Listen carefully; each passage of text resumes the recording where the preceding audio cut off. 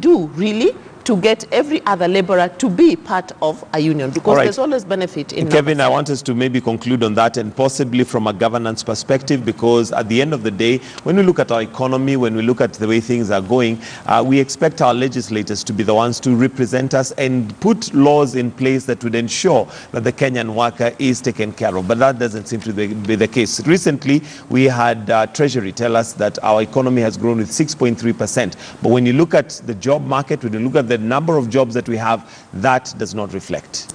Quite unfortunate. And Betty actually just finished where I wish to start, which is the value add for trade unions. What really does it mean? And in my view, really, it's about giving opportunities for alternative voices, opportunities for alternative leadership, so that then we're able to act and check government. And by checking government in this case, and I think Mark has really given a proper exegesis on this in terms of what was, what is, and what shall be, which is really digitization issues, opening up of opportunities for the youth, and the new entrants into the job market.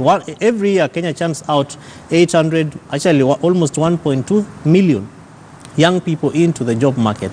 Today, our market can only cover about 56,000 people who out of the 1.2 million. The question then that begs is, what happens to the 744? What happens to these people that we're calling Juakalis and all that? The government, therefore, just to try to respond to the question, is create opportunities for transfer of that labor. I was impressed by the number of foreign dignitaries who are at Uhuru Park, including the US ambassador. The question then that begs is, what is the value of their presence? Is it just to show that we have come? How then do we create opportunities to be able to learn from what they are doing, that we have not been able to do, and to tap into it by expanding opportunities for these young people?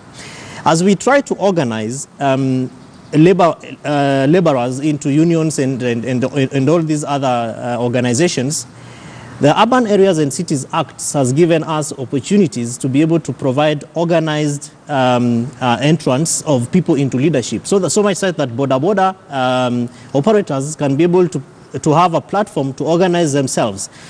Residents associations can be able to organize themselves in a manner that they actually provide leadership within that area. And this, in my view, therefore provides opportunities for people even to begin to talk about alternative leadership and alternative policies, and to craft avenues of even challenging opportunities for policies that are not working for them.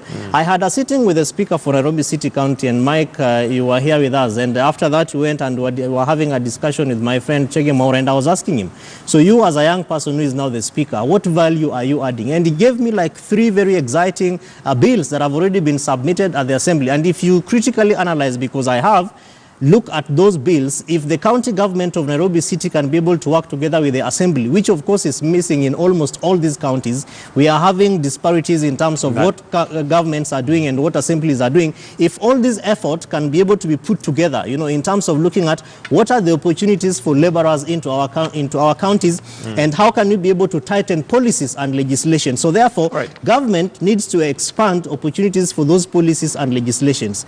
The last thing which I think we need to talk about in this sense, therefore, is also the youth dividend. Is it a blessing or is it a curse?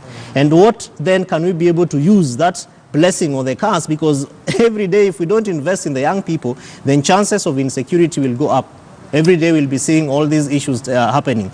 Issues, chances of drug and substance abuse. The lives of young people will be wasted. So therefore, governments, both national and county, really need to invest in opportunities that will be able to expand, rather to ensure that opportunities for employment of the youth are actually put in place. And now that you lastly, Mike, because we are talking about 18 years of Atuoli, where is the place of mentorship?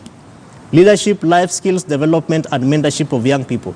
I'm waiting to see this young person that Mheshimiwa Atuoli is mentoring to be able to take over Kotu where he lives. The same way we've been asking